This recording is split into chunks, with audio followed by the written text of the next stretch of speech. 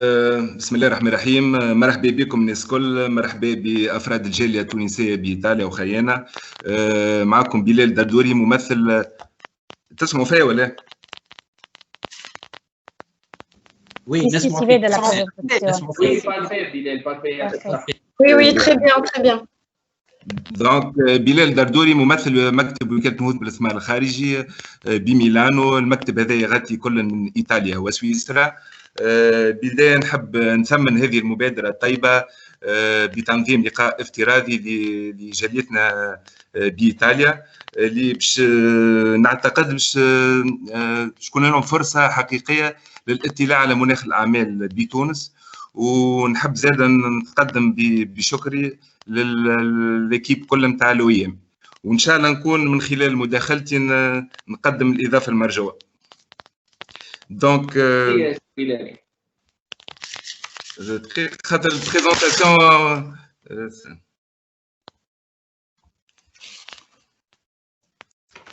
تراو فيها بريزونطاسيون سي بون؟ تسمعوا فيها؟ Oui, oui. C'est bon, Oui, Bilal. ça marche. Très bien. Oui, ça دونك المداخله نتاعي باش تتمحور على 4 نقاط مهمه، هي وكاله نهوض بالاستثمار الخارجي ومهامها. النقطه الثانيه هي ارقام الاستثمار الاجنبي المباشر. النقطه الثالثه هي المزايا التفاضليه لتونس كموقع مجدي للاستثمار. واخيرا هي الفرص القطاعيه. باش نعطيكم فكره توا على وكاله نهوض بالاستثمار الخارجي شنو تعمل بالضبط. وكاله نهوض بالاستثمار الخارجي هو هيكل حكومي تم احداثه سنه 1995 تحت اشراف وزاره الاقتصاد والماليه وتدعيم الاستثمار. شنو المهمه نتاعو كهيكل حكومي؟ هو يشرف على جلب ودعم الاستثمارات الاجنبيه المباشره من خلال توفير، نقدموا المعلومات، الارشادات، نقدموا الإحاطة والدعم اللازم للمستثمر الأجنبي وكذلك للمواطن التونسي القاطن بالخارج من خلال، ونقدموا نعملوا زادة برنامج زيارات ميدانية حسب الطلب وحسب مع الجهات المختصة كذلك. وزادة أحيطكم علما أن خدمات الوكالة هي كلها مجانية، معناها أي نجم واحد يتمتع بها كلكو سواء أجنبي أو تونسي. واحنا نشجعوا اخواتنا، ندعوهم اخواتنا التونسيين باش يخموا في تونس ويستثمروا. حاجه اخرى كوكاله، هي من اول الوكالات اللي عندها متحصله على شهاده ايزو 9001/2015، وهذا مؤشر مهم على عمل الوكاله كهيكل يقارب الوكالات العالميه كالايطاليه والفرنسيه اتسيتيرا. طيب باش نعطيكم فكره على مكتب الوكاله في ايطاليا شنو يعمل. الى جانب وتحسين صورة تونس بالخارج، تتمثل استراتيجية المكتب في تركيز أنشطته على القطاعات ذات القيمة المضافة العالية. علاش؟ خاطر هذوما القطاعات تونس توفر فيهم مزايا تفاضلية كبيرة بارابور مقارنة بالمواقع المنافسة لتونس. شنو الخدمه نتاعنا كمكتب؟ نقوموا بالاتصالات المباشره بالشركات، ننظموا ملتقيات اقتصاديه واعلاميه، نشاركوا في الصالونات القطاعيه ذلك. وهوني نعطيكم فكره على القطاعات اللي نشتغلوا عليهم. هو قطاع مكونات السيارات، قطاع مكونات الطائرات، النسيج التقني، الصناعات الصيدليه والغذائيه، وقطاع تكنولوجيات الاتصال.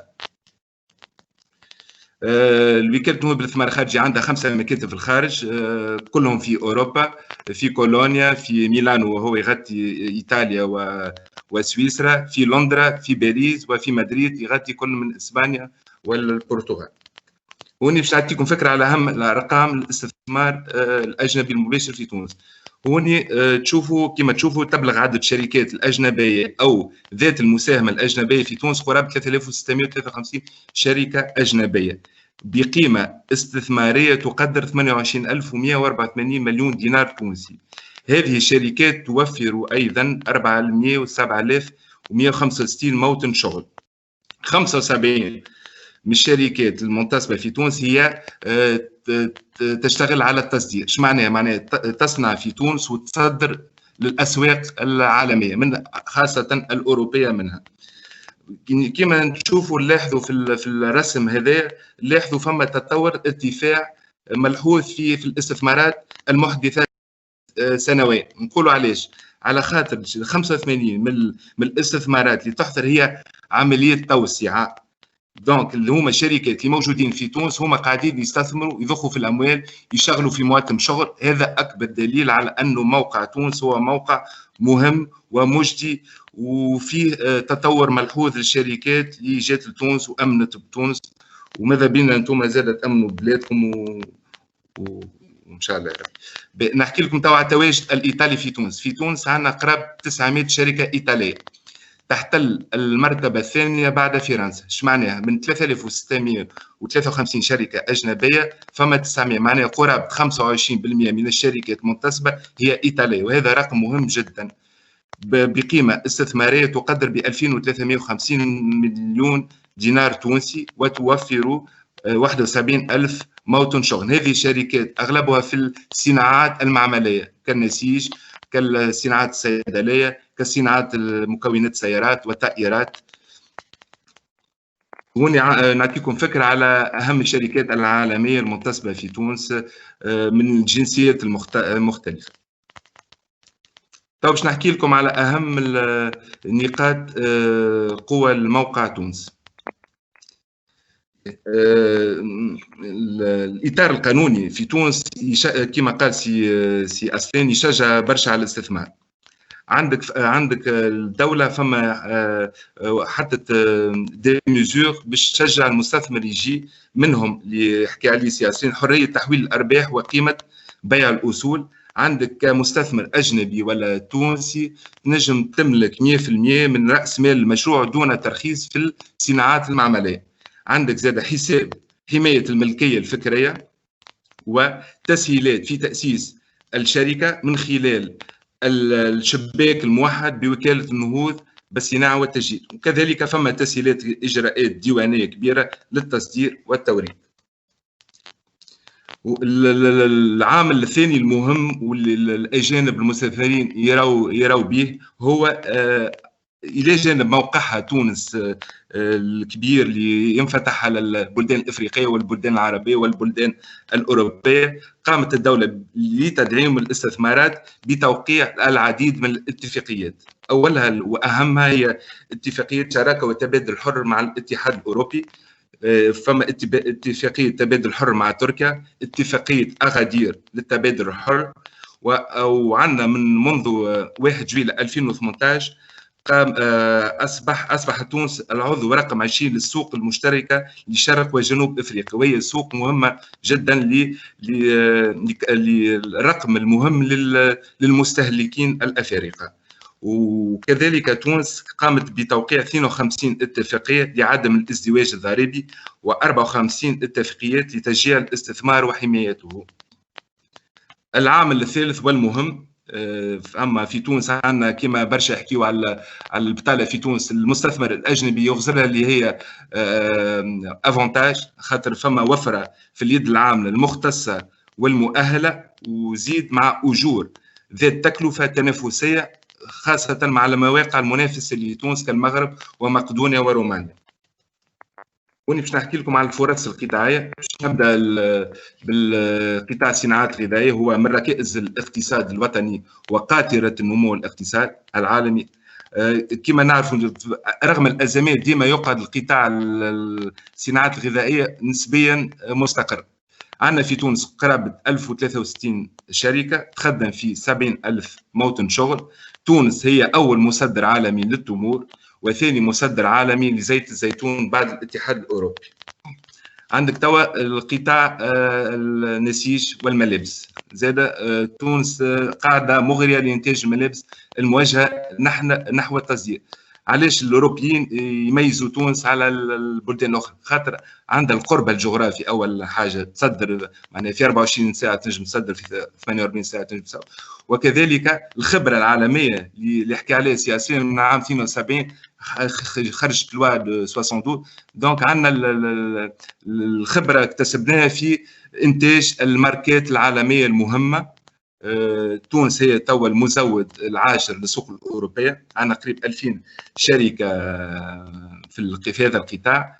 نعطيكم فكرة أخرى مهمة زادة، خلال جائحة كورونا فما برشا شركات وجهوا نشاطهم لصناعة الكمامات، حيث مكنها هذا من احتلال الرابع عالميا من حيث التصدير إلى السوق الأوروبي، الاتحاد الأوروبي، بعد الصين يجي وبعد تركيا وبعد فيتنام، وهذا مهم جدا. زاد فما قطاع الصناعات الصيدليه اللي هو زاد قطاع نشتغلوا عليه احنا كوكاله، فما 55 شركه تخدم في 7000 موطن شغل مقسمين. فما شركات لانتاج الادويه قريب 27، فما شركات لانتاج المستلزمات الطبيه، وفما وحدات لانتاج الادويه البيطريه. توا القطاع هذا مهم جدا، قطاع رائد، تطور بصفه كبيره على الاخر في السنوات العشر الاخرانيين. فما 267 شركه تخدم في 67 ألف موطن شغل. اللي يميز هذا القطاع ل 50% فما شركات تونسيه و50% شركات اجنبيه، اللي هو يخلي فما توازن في القطاع. تونس هي البلد الوحيد افريقيا زاده كما تراو في الدياغرام هذا، اللي عندها شركات 100% تونسيه تنشط في جميع انحاء العالم، في المكسيك، في رومانيا، في البرتغال، في مصر. معناها عندها اليوم خرج رابور اللي يقول لك كوفي كاب شركه تونسيه في صناعه الكوابل الكهربائيه هي الاولى عالميا قبل الشركات الالمانيه والفرنسيه، وهذا فخر لتونس. قطاع المكونات الطائرات زاد من اهم القطاعات اللي تشتغل عليهم الدوله التونسيه. علاش؟ خاطر يشغل برشا اطارات عنده محتوى تكنولوجي كبير ياسر. فما تطور في نسبه الشركات، من كنا في 2004 عندنا 16 شركه، توا خلصنا قريب 70 شركه. ال 70 شركه فيهم 82 شركه فرنسيه.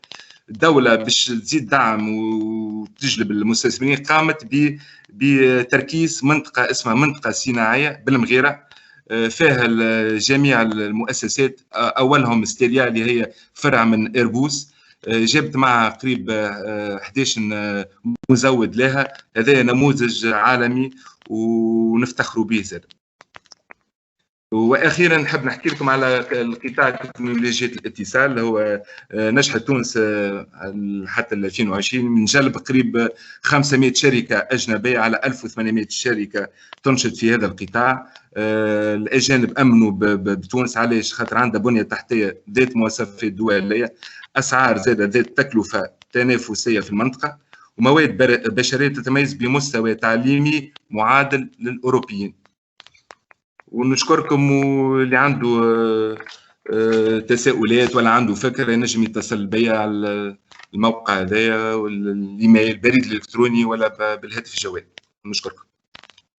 شكرا دكتور دردوري على التعريف بالمؤسسه نتاعكم. اما عندي سؤال زاد صغير سي بلال اذا كان تسمح، هكا باش نسهلوا زيد عمليه فهم اكثر المؤسسه فيبا كيفاش تكون في خدمه المواطن التونسي في الخارج وماهوش في خدمه كان المستثمر الاجنبي 100%. سي بلال، المؤسسه نتاعكم قادره على اعانه ومتابعه بعض المشاريع المتعلقه بتونسي بالخارج واعطائها الاهميه اللازمه، وانت باش تفهم ليش نقصد الاهميه اللازمه، والسهر على تفادي المشاكل المتعلقه بالاداره والبيروقراطيه والتعطيلات في تونس. في لمحه بسيطه ومن بعد تجيك الاسئله من عند المشاركين ان شاء الله. نشكرك سي العادل على السؤال، وهو سؤال وجيه. صحيح فما برشا عباد يقولوا الوكاله ولا الدوله تميز اكثر سورتو الاجانب على تونسي. لا، هو القانون الاستثمار جاء ما فماش ديسكريميناسيون، تمييز ما بين المستثمر الاجنبي والمستثمر التونسي، زوز عندهم فرد حقوق وواجبات، واحنا كما نخدموا مع التونسي كما نخدموا مع الاجنبي معنا حتى مش حاجه اخرى. احنا كوكاله نهوض بالاستثمار الخارجي تشرف على الاستثمارات الاجنبيه المباشره، نقوموا بالاحاطه والدعم اللازم قبل المشروع، منذ نشأة فكرة المشروع حتى دخول في طور الانتاج، ونقدم نتبعوا المشروع حتى بعد عامين. مش معناها كان عنده مشكله نأثروه من الاول، نشوفوا له الارض، نشوفوا له المحل، نشوفوا له الاوراق، الدراسات، كي يدخل في نشوفوا له اليد العامله، كي يدخل في المشروع نقعد نتنبؤوا فيه. كان عنده كما قلت مشكله بيروقراطيه نحلوها. عندنا لي فيزافي نتاعنا في الادارات التونسيه، في الديوانه، في الستيك، في السوني، معناها عندنا عبد نرسلوه ديريكت باش يحل المشاكل هذه. معناها نطمنهم وجو مونجاج لي معناها نعاونوهم، ومعناش حتى مزايا هذه خدمتنا، واحنا نجدد الدعوه باش يجيو يستثمروا.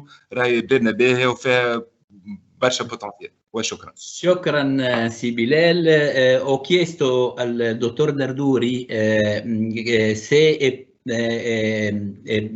per la loro agenzia di promozione agli investimenti esteri dà la stessa importanza ai tunisini residenti all'estero quando vogliono investire nel loro paese di origine, perché spesso si ha questa idea che l'investitore straniero è molto più privilegiato di quello tunisino residente all'estero, e signor Darduri mi ha ribadito il fatto che non c'è nessuna differenza, non c'è discriminazione tra tutti e due gli investitori, perché per loro sono comunque investitori che arrivano dall'estero, comunque investitori che fanno conoscere il prodotto tunisino anche all'estero.